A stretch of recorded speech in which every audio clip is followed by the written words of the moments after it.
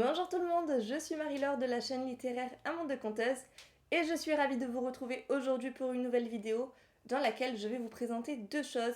Tout d'abord la chronique du tome 2 de la série Les Néo-Gaïens, écrit par Florence Gérard aux éditions Lasca. Vous avez d'ailleurs ici la couverture. C'est un livre qu'il fallait absolument que je vous présente en vidéo tellement il est génial. Et ensuite je vais vous présenter mon book haul, c'est-à-dire tous les livres que j'ai reçus et que j'ai achetés récemment, en sachant que j'ai un petit retard sur les book hauls parce que ça fait très longtemps que je vous en ai pas fait et du coup j'ai énormément de livres forcément à vous présenter. N'hésitez donc pas à rester tout au long de la vidéo, d'abord pour connaître mon avis sur un livre qui est juste génial et ensuite pour découvrir tous les livres reçus et achetés ces derniers temps. Comme je l'ai dit, je vais commencer par vous parler de ce livre qui est ici, c'est Clara, le tome 2 de la série Les Néo-Gaïens. C'est écrit par Florence Gérard aux éditions Lasca et il s'agit d'une romance dystopique post-apocalyptique.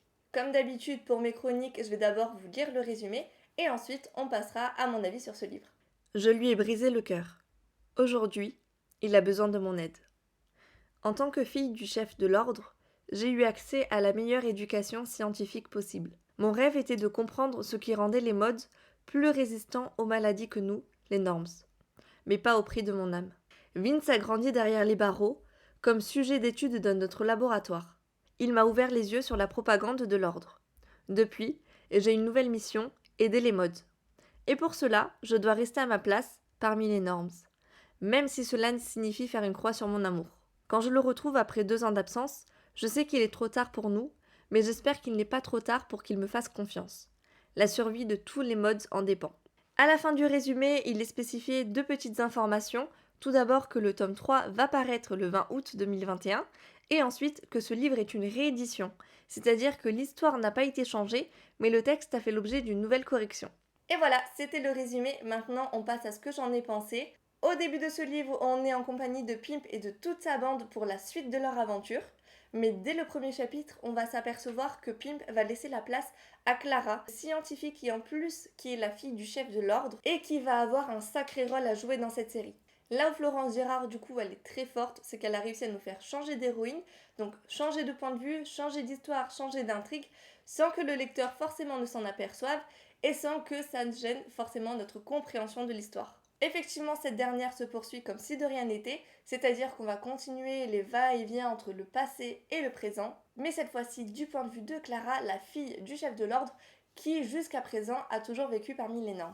Puisque le tome 2 commence là où se termine le tome 1, on ne peut pas lire les deux romans de manière indépendante. Il faut forcément commencer par le tome 1 pour qu'on continue avec le tome 2, même si, comme je vous le disais, l'histoire de Clara est complètement différente de celle de Pimp. En fait, j'ai l'impression que la construction de cette série, elle est assez simple. On évolue parmi un groupe bien défini et chaque tome va se centrer sur l'histoire d'un personnage en particulier. Mais ce qui est plutôt pas mal et pour garder une cohérence et un fil conducteur, c'est que même si on est sur un personnage, on continue à faire évoluer le groupe entier. On va suivre une jeune femme qui est tiraillée entre sa famille, l'éducation et les valeurs qu'on lui a inculquées, et finalement tout ce qui va à l'encontre de cela, c'est-à-dire les modes. Grâce au monde dans le passé, on va comprendre peu à peu dans l'histoire les raisons qui se cachent derrière la méfiance de Clara et surtout de son père par rapport aux modes. Et je vous avoue que ces passages-là, je les ai trouvés parfois très très émouvants. Puisqu'il s'agit d'une romance dystopique post-apocalyptique, il va forcément y avoir de l'amour dans ce livre. Comme je vous le disais tout à l'heure, chaque tome est centré sur un personnage et donc chaque tome est centré sur un couple. Et franchement, j'ai beaucoup aimé celui qui se construit dans ce tome 2. Mon couple préféré, ça reste quand même celui de Pimp et d'une personne dont je tairai le nom.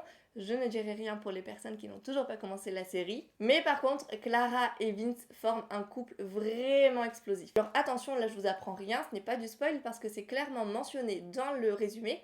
Surtout quand on sait que Vince et Clara se connaissaient déjà avant le début du tome 2.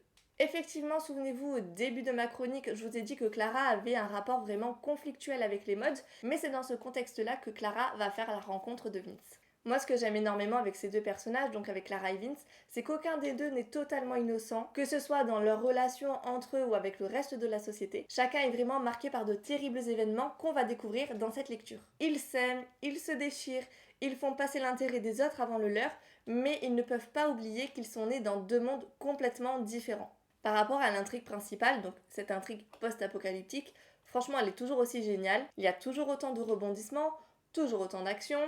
Mais ce qui est plutôt bien dans ce tome 2, c'est qu'on commence à peut-être entreapercevoir un début de solution par rapport à cette grosse intrigue. En tout cas, franchement, au vu des rebondissements qu'on a à la fin de ce tome-ci, moi je m'inquiète pas pour le tome 3, même si souvent on sait que dans des longues séries, les tomes intermédiaires sont potentiellement un peu moins bien que les précédents. Franchement, je pense que je vais tout autant adorer le tome 3 que le tome 1 et que ce tome 2. Vous n'hésitez pas à me dire, vous, si vous vous êtes lancé dans la série, si c'est quelque chose qui vous intéresse. Je serais vraiment curieuse de savoir tout ça, donc n'hésitez pas à laisser un petit commentaire pour me dire. Bon, j'imagine que vous avez compris à quel point j'ai aimé cette lecture et à quel point c'était important pour moi de vous en parler dans cette vidéo. Maintenant que c'est fait, on va passer au book haul. Je vais vous présenter ça de manière très succincte parce que sinon j'aurai clairement pas le temps de vous lire le résumé, de vous donner mon avis sur les raisons pour lesquelles j'ai acheté ces livres. Donc regardez la barre d'infos et vous aurez le lien pour chacun des livres que je vais mentionner maintenant et vous pourrez trouver directement le résumé du livre en cliquant sur les liens. Aussi, je précise que j'ajoute des liens pour la série Les Néo-Gaïens afin que vous puissiez accéder à la maison d'édition, à la superbe newsletter que les éditions Lasca mettent en place tous les mois et les liens évidemment pour acheter le livre. Je commence donc par vous présenter mes 2 lectures en cours. Le premier, c'est Le Maître du Haut Château, écrit par Philippe Cadic aux éditions J'ai lu. Donc c'est la maison d'édition qui m'a envoyé le livre et je suis super contente. Et j'en suis encore qu'au début. Il faut savoir que Le Maître du Haut Château, moi j'ai vu la série sur Amazon Prime, si je me trompe pas. J'avais adoré et le contexte est vraiment super parce qu'en fait ça nous explique comment se serait passée l'histoire si c'était l'Allemagne qui avait gagné la Seconde Guerre mondiale. Voilà. Donc maintenant, je vous en dis pas plus. Moi, j'en suis au début, je retrouve les personnages de la série. J'aime beaucoup, j'attends de voir ce que ça va donner. Ma deuxième lecture, c'est une sacrée brique, c'est Crescent City. Donc hop, un bon pavé de 900, on va dire 950 pages, entre 950 et 960. Voilà, c'est une sacrée brique et j'en suis à la page 225, donc c'est déjà pas mal, on se dit cool, je vais plutôt bien avancer, mais finalement quand on regarde, ben, j'en suis à peine, voilà, ici. Donc pour le moment j'aime beaucoup, maintenant j'attends de voir ce que ça va donner pour la suite. Et on poursuit avec les livres des éditions de Saxus, puisque je vous présente Les Saisons de la Tempête, écrit par Elko Simano. Il faut savoir que de base ce livre ne m'intéressait pas du tout, parce que je sais pas, le résumé me tentait pas. Et puis quand je suis allée faire les magasins, donc je suis passée en librairie, je l'ai vu, j'ai relu le résumé, et là je me suis dit, je ne peux pas partir sans. Donc là où c'est original, c'est qu'en fait les personnages se transforment en incarnation physique des saisons. Je trouve que rien que ce contexte-là, franchement, ça donne envie et c'est très intriguant.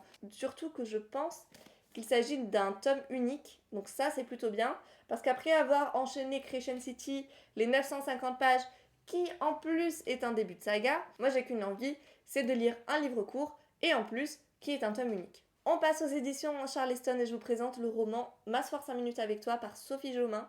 C'est un livre qui est assez court, que j'ai lu, que j'ai adoré. Vous avez ma chronique sur les réseaux, donc n'hésitez pas pareil à regarder la barre d'infos. Je vous mettrai le lien vers ma chronique. Ce livre parle d'amour, de couple, de famille et de situation de handicap. Donc voilà, franchement, j'ai beaucoup aimé. Je vous en dirai pas plus parce que il y aurait beaucoup de choses à dire sur ce livre et que j'ai déjà fait ma chronique. Alors n'hésitez pas à cliquer sur le lien qui se trouve dans la barre d'infos. Autre livre que j'étais vraiment trop contente de recevoir des éditions Charleston, c'est le dernier roman de Clarissa Barr, donc À la lumière de nos jours. Celui-là, malheureusement, je ne l'ai pas encore lu, j'ai pas trouvé le temps parce que j'ai énormément de services presse, énormément de livres à lire pour le moment. Et en plus, c'est une petite brique. Donc, je me suis dit, on va prioriser déjà Crescent City parce que c'est une sacrée brique avec un petit livre, parce que le maître du château n'est pas très gros. Et ensuite, je continuerai sur les briques. Celui-là, il fait 600 pages. Voilà, donc c'est un beau petit livre. J'ai eu la chance d'ailleurs d'avoir le petit marque-page avec, ça c'est trop cool. Clarissa Barr, c'est une autrice que je ne devrais plus vous présenter. Elle est connue, reconnue, encore connue, bref, tout le monde la connaît. Et ses livres sont géniaux, donc celui-là je pense qu'il ne va pas faire exception à la règle. Alors n'hésitez pas à lire le résumé de ce livre en barre d'infos. On passe à 2 livres des éditions J'ai lu. Le premier c'est Dark Elements, le tome 3. Celui-là, j'étais tellement ravie de le recevoir parce que ça clôture la trilogie Dark Elements. Et j'ai lu il y a quelques mois, mais il n'y a pas si longtemps que ça, le tome 2, j'avais adoré. Donc je suis trop contente de l'avoir et en même temps j'ai peur de me lancer dans cette lecture parce que je sais que si je lis ce livre, forcément ça va signifier la fin de cette série Et j'aime tellement Dark Elements que je n'ai pas envie de terminer cette trilogie-là. Donc, je suis heureuse de l'avoir reçu, mais je le fais durer un petit peu dans ma bibliothèque quand même. On passe à un petit roman des éditions que j'ai lu. Je les remercie d'ailleurs pour tous les livres qu'ils m'envoient. Je suis vraiment trop contente. Donc là, c'est La part des anges de Bruno Combs. Voilà, petit livre avec une couverture magnifique. C'est vraiment très très beau. Vous savez, c'est les couvertures à rabat. Ben, un peu comme l'est Le Maître du Haut Château d'ailleurs. C'est avec des rabats. Bruno Combs, j'en ai entendu parler de nom seulement. Je n'ai lu aucun de ses livres, mais j'en entends tellement du bien. Et je me souviens que quand il y a eu la présentation des romans en service presse, il y avait une petite phrase, quelque chose qui m'avait vraiment donné envie de lire ce livre. Donc voilà, je suis vraiment très contente. Déjà, la couverture, elle donne envie. Le résumé est très tentant aussi. Et voilà, moi je serais contente de pouvoir découvrir enfin cet auteur. On repasse aux éditions Charleston. Et oui, j'avais oublié de vous parler de ce livre-là. Et pourtant, il fait partie des livres qui me donnent le plus envie. Alors je sais que je répète ça à chaque livre que je vous présente. En même temps, les services presse, si je les choisis, c'est parce qu'ils me donnent envie. Je choisis pas, enfin je demande pas à recevoir tous les livres d'un éditeur. Je choisis les livres que je reçois. Donc forcément, ils me tentent et je lirai un jour tous ces merveilleux romans, dont celui-là, qui est Ainsi viennent les bulles de savon de Marie Vareille. La couverture, elle est géniale. Marie Vareille, j'ai déjà lu pour le coup plusieurs de ses livres. J'adore cette autrice. Je la suis sur les réseaux sociaux, je la suis sur YouTube, etc. Et forcément, je ne pouvais que lire son dernier roman. Pareil, vous trouverez le lien vers le résumé en barre d'infos. Alors là, je vais vous présenter deux livres qui sont assez originaux pour moi. C'est pas forcément le genre de livre que je lis d'habitude. J'ai beaucoup aimé la manière dont la personne de la maison d'édition m'a contactée sur les réseaux sociaux. Et pour le coup, a très bien vendu ses livres, donc j'avais bien envie de les découvrir. C'est La Brigade du Surnaturel, donc de la série BMS, si je ne me trompe pas. Voilà, donc c'est aux éditions Actu SF. Je vous lis juste une toute petite phrase qu'on retrouve au dos du livre et qui va peut-être, certainement, j'espère, vous donner envie.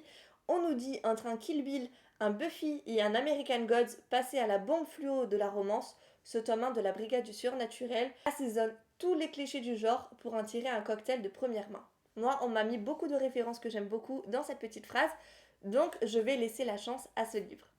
Et le deuxième livre que j'ai reçu, c'est Deux cierges pour le diable, donc écrit par Laura Gallego, toujours aux éditions Actu SF. Là, pareil, je vais vous lire juste la toute première phrase, histoire de vous mettre dans l'ambiance. On nous dit, si tu allumes un cierge pour Dieu, allume-en deux pour le diable, réplique-t-il. À toi de voir. Donc on va parler de démons, on va parler de diable, on va parler de paranormal, et ça va être trop bien, je pense. Et là, je termine par vous présenter le tout dernier livre que j'ai reçu il y a à peine 2 jours, je crois. C'est Sex Life. Donc peut-être que le nom vous dit quelque chose parce qu'il y a la série qui est sortie récemment sur Netflix. Donc c'est à l'occasion de la sortie de la série que les éditions H-Lab m'ont proposé de recevoir ce livre. C'est un tout petit livre. Là, on va avoir le journal intime de Baby Easton. Donc c'est l'histoire vraie qui est à l'origine de la série Netflix. Donc ça part de là, hein, quand même, cette série-là. Et apparemment, on va découvrir 4 hommes en 44 chapitres. Voilà, donc c'est de la romance nu adulte, c'est de la romance qui n'est pas pour les enfants, avec des scènes de sexe, à mon avis, à tous les chapitres. Bon, on va voir ce que ça donne. En tout cas, moi qui étais plutôt intéressée par la série Netflix, je suis très contente d'avoir reçu le livre. Ça y est, on arrive enfin à la fin de cette vidéo. Je sais qu'elle a été très longue. J'applaudis ceux qui sont restés jusqu'au bout. J'espère que ça vous aura plu. J'espère que j'ai pas été trop succincte, mais en même temps, vous avez vu le temps que ça a mis. J'avais pas le choix. N'hésitez pas vraiment, je le répète encore et encore, à aller voir la barre d'infos. Vous trouverez toutes les informations sur les livres. En tout cas, j'espère que vous vous lancerez dans les Néo-Gaïens. J'espère que vous vous lancerez dans plusieurs livres que je vous ai présentés aujourd'hui. Et n'hésitez pas à me dire tout ça en commentaire. Je vous remercie d'avoir regardé cette vidéo et moi je vous dis à très vite pour une toute nouvelle. Au revoir.